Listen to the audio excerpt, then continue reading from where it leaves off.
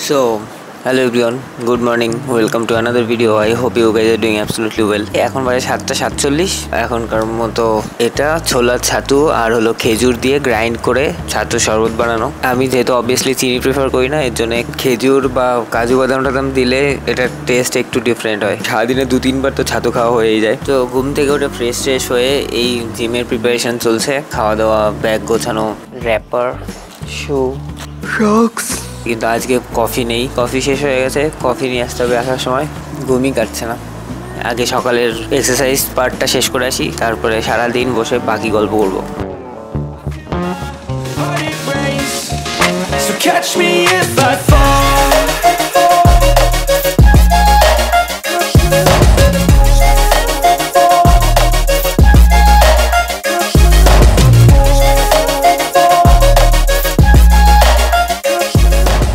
কম না, 130 না, 130 আমার 130ই দেবো, 1 কেজি 150। তো জিম সেরে আমরা বাড়ি ফেরার সময় বাজার থেকে মাছ নিচ্ছি। অ্যাকচুয়ালি বাজার এখন অলমোস্ট বন্ধ হয়ে গেছে, সব উঠে গেছে। এই একটাই মাছ যেটা জ্যান্ত আছে। ওই মাছটা পছন্দ না? হ্যাঁ, জ্যান্ত মাছ সব পছন্দ। ওটার জন্যই না। মুখলুক আসছি, তুই কি আসতে যাস না? কফি আর কাঁচা ছোলা দিস, আর বাদাম দিস না, কাঁচা বাদাম ভাই। কি নিতে এসেছিলাম আর কিনে নিলাম। তো আমাদের নেক্সট ডেস্টিনেশন চিকেন নিতে হবে। খেয়ে নিস না নিচে না মা। সলিড মাংসগুলো অ্যাকচুয়ালি স্যুপের জন্য পিস করা হচ্ছে, এগুলো স্যুপ বানানো হবে, আর বাকি কিছুটা কারির জন্য ফ্রাইজ করা হবে।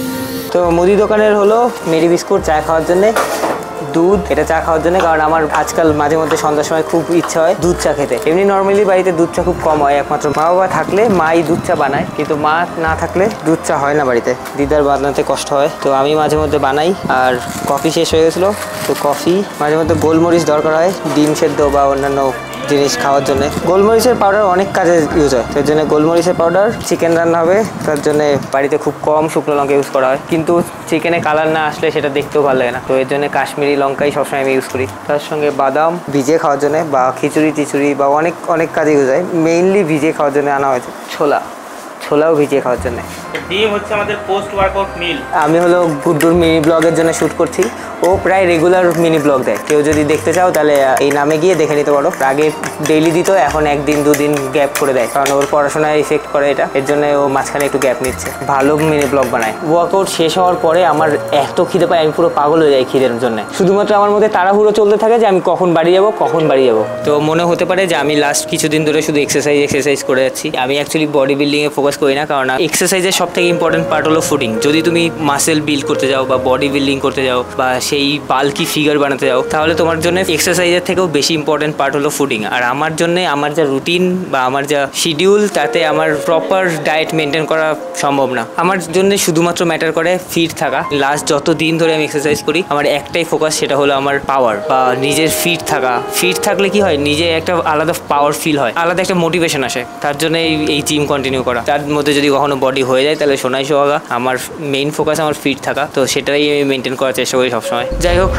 খিদে পেয়েছে ভাই, বিশাল খিদে পেয়েছে আমার, পাগল হয়ে গেলাম আমি। গুড্ডু দাদির ডিমবাজ।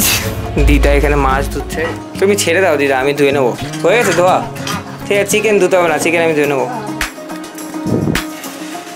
তো গুড্ডুর ডিম ভাজা রেডি। ওকে আমি বললাম যে একটু কাঁচা রাখতে, তো ভেতরের দিকটা আই থিঙ্ক একটু কাঁচা রয়েছে।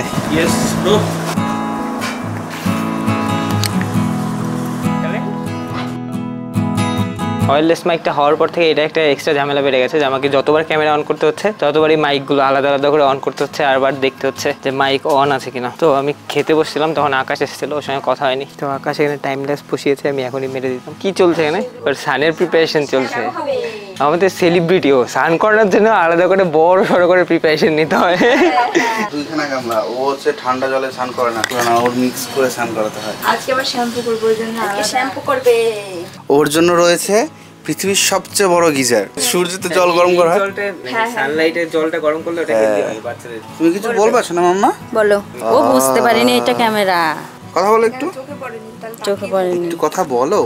এই যে মাম্মা তাকাও। বলো একটু, বলো কথা। এইদিকে বাবা, এইদিকে। বাবাকেই দেখে সময় পায় না। এই যে মাম্মাকেও দেখে নিয়েছে। তুমি এখন স্নান করবা। কিভাবে দেখছে ভাব। স্নান করবা। আমার সোনা মাম্মা কই? কি বাবা এইবার চোখে পড়েছে। এটা চোখ বড় বড় হয়ে গেছে। কি এটা দেখার জন্য শুধু। কি এটা বাবা? কি একটা ধরে আছে আমার শুনি। তো ওরা আদর্শিনীকে স্নান করাতে ব্যস্ত হয়ে গেছে। কারেন্ট নেই, সব থেকে বড় সমস্যা এটা।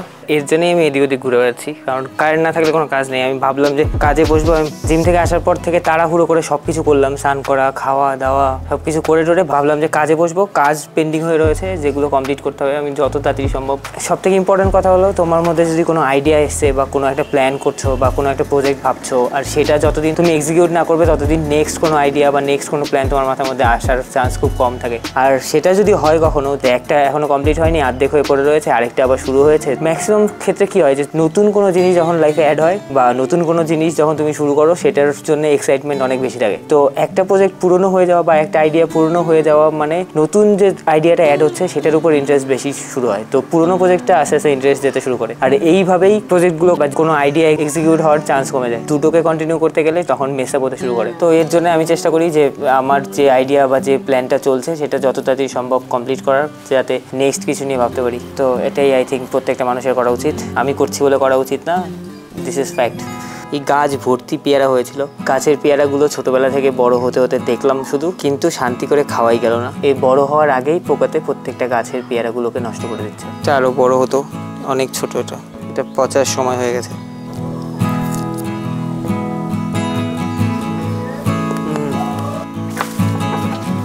সব পচে পচে নিচে পড়ছে।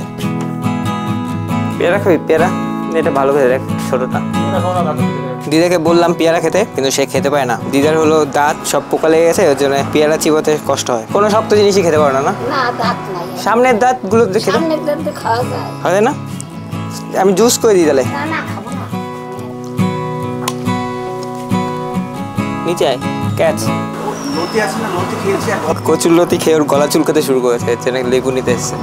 তো কাহিনী হলো, রিল দেখতে 30 সেকেন্ড বা 13 সেকেন্ড বা 15 সেকেন্ড যাই হোক, একটা রিল দেখতে যতটা ইজি হয় ততটা ইজি না বানাতে। মোটামুটি দুটো রিল বানাতে এই 2-3 ঘন্টা লেগে গেল না আমাদের? 3 ঘন্টা রোদের মধ্যে। ব্যাপারটা হলো, আমি এর আগে কখনো নিজে রিল বানানোর চেষ্টা করিনি। আমি যা রিল বানিয়েছি সবাই তো সিনেমেটিক শট দিয়ে, কিন্তু কখনো ডান্স রিল বা এরকম কাইন্ড অফ মিউজিক ভিডিওতে রিল আমি কখনো ট্রাই করিনি। আর যদিও ডান্স পারতাম না, পাগল ছাগলের মতো ডান্স করতাম।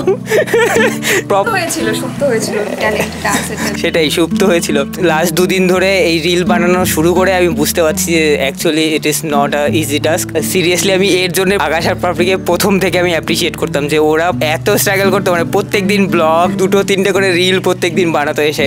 এইটা কষ্ট করতাম, অবশ্যই আগে কষ্ট করতাম। এখনকার কষ্টটাও আলাদা। বলতে বলতে আমাদের সোনামা চলে এসেছে। ও মাম্মা। তো আদর্শিনী আমাদের নাচ দেখতে চলে এসছে। 2টো রিল বানানো কমপ্লিট হয়েছে। আর এই ড্রেস আপ দেখে নাও, সিনেমাটোগ্রাফির ক্রেডিট নিয়ে নিচ্ছি আমি। সিনেমাটোগ্রাফি ভাই অবশ্যই তোমাদের হাতের গুণ তো আলাদা, ওটা হল জাস্ট অন্য লেভেল। কি বল? মানে চেষ্টা করছি অবশ্যই তোমাদের ভালো লাগানোর জন্য। তোমরা আমাদের শর্টগুলো দেখো, তোমরা যদি শেয়ার করো, আমাদের মনে হয় যে এই কষ্টটা হয়তো সার্থক হবে। এই কষ্টটা শুধুমাত্র তোমাদের ভালোবাসা পাওয়ার জন্য। তো এইটা যদি তোমরা আমাদের পাশে থাকো, আমরা সারা জীবন করতে রাজি আছি। ইয়েস। আর আমারও বেশ ভালো লাগছে। 2-3টে যা ডান্সের ভিডিও আপলোড করলাম, সবার এত ভালো ভালো কমেন্ট। দুজনের ডুয়েট 2টো রিল কমপ্লিট হয়েছে। এবার আমি আর আকাশ রিল বানাবো। রিল বানাবে তুমি? বানাবে রিল? বানাবে রিল? হিচকি উঠেছে তোমার?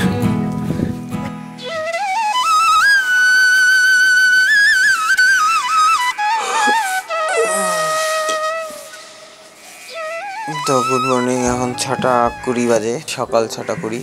সকাল সকাল ঘুম ভাঙছে।